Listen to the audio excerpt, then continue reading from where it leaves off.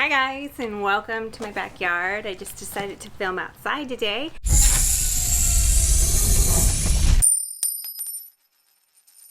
But today I'm going to do a simple and quick book review on Midnight Sun by Stephenie Meyer. So these are just my thoughts on it. I read it a few days ago and then I sat it down for a couple days because I was a bit confused how I felt.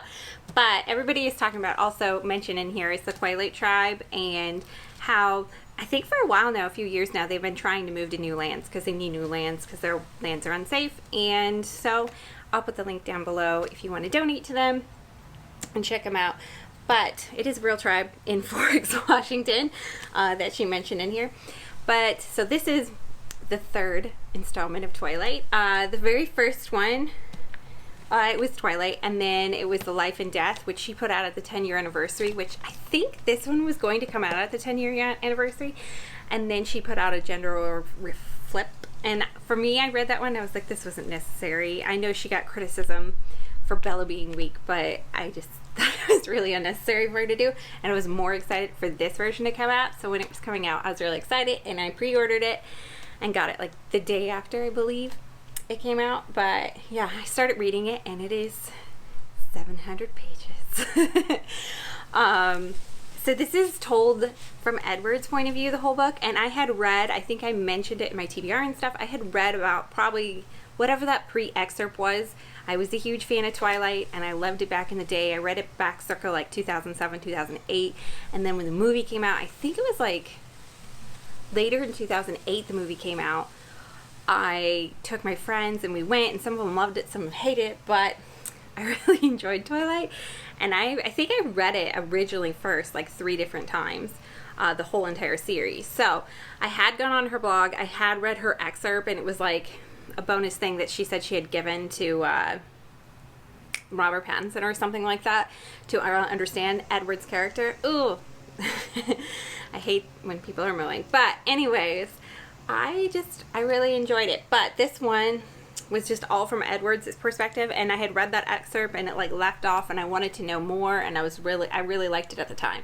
So the very first 100 and 150 pages to me was very, very familiar, and I was like, I've already read this, I've already read this, I've already read this. For me, I thought the cool aspect would be to see behind like the vampire's eyes, or what's going on in his head, and he's supposed to be like 100 years old, so way older than Bella, so I just thought it would be kind of a different kind of story in a way. And it was. The middle section of like 500 pages is like all about what he hears in other people's minds. You get to know so many of the characters, which is cool, like his family members and people at school. I did feel like Rosalind and or Rosalie is his sister's name, and then Jessica at school kind of got a shaft. I feel like because they're supposed to be shallow characters, she just wrote them as shallow, and you really didn't get to know what was going on behind them. So I didn't particularly love that part about it.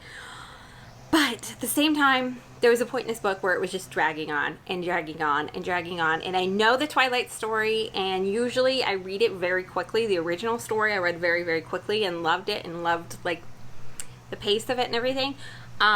But this one just kind of seemed to drag in the middle for me. Somewhere in the midst of the section of 500 pages, I wanted to DNR this story. I don't know why, but I thought Edward would be more intriguing as like a 100-year-old vampire, but he seemed like he was 17 to me. Like his thought process and everything. I know he thought things out a little bit more than Bella. As well as like the love scene in Twilight. For some reason, I was like, okay, instant love, and I got it, whatever. There wasn't a huge thing to it, but I just thought it was like early on love or something. For him in this book, it's like a flip of a switch, and to me it was kind of unbelievable, even though he's a vampire and they work differently and operate differently. For me, I didn't believe like the love between him and Bella as much in this book.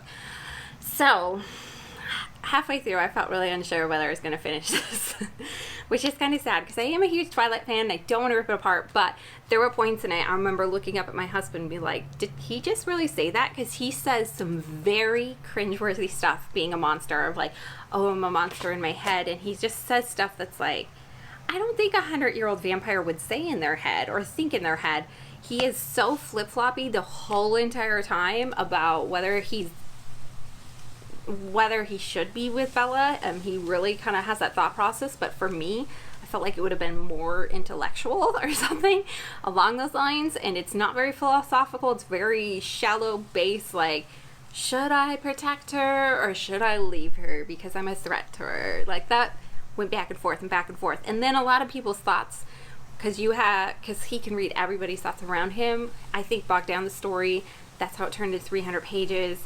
I know it was supposed to get more insight on Edward where he thought. But then I would say it was like the last 100 pages. And I was like, I can't believe this much of the book is left to like the last 100 pages. And it's like where they start to chase James in the very end. And I swear it was the last 200, 100 pages. And I was like, I can't believe she put it all in here. So, yeah, once the James scenario popped up in it and the other vampires came out on the scene, for some reason, it was like, it felt like the old Stephenie Meyer again. And I felt like this was a good, fast-paced story from that point on. And I loved the book from that point on.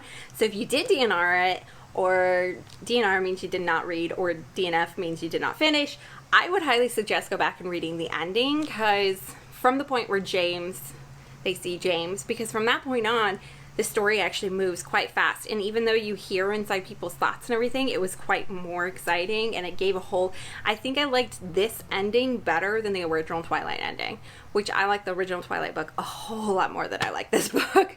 But I loved the ending. It was fast-paced, it was fun, and you get to like chase James and see where James thinking about things, and where what is the redhead's name?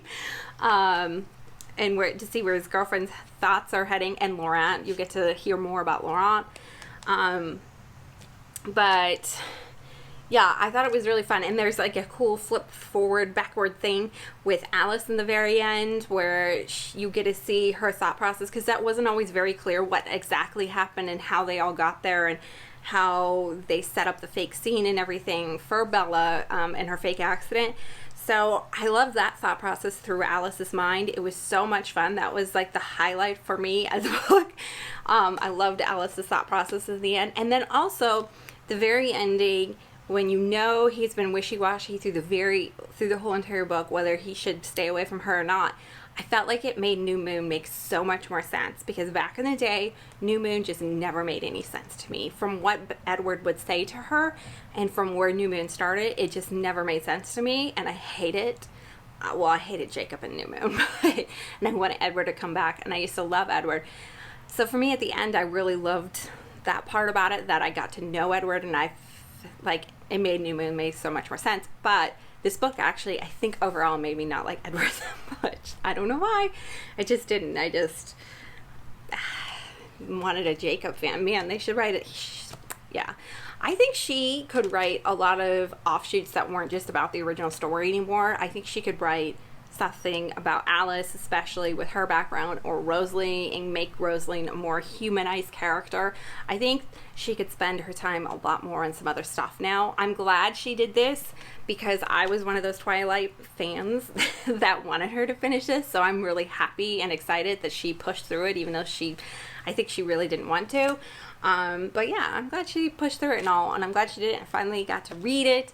But so I think I gave this book a 3-star overall. I think the original Twilight's way back in the day, I gave all 5 stars. So there's a lot you can say about these books. There's a lot you can pull apart, but I am an original Twilight fan and everything. And yeah, I don't know, kind of middle of the road here.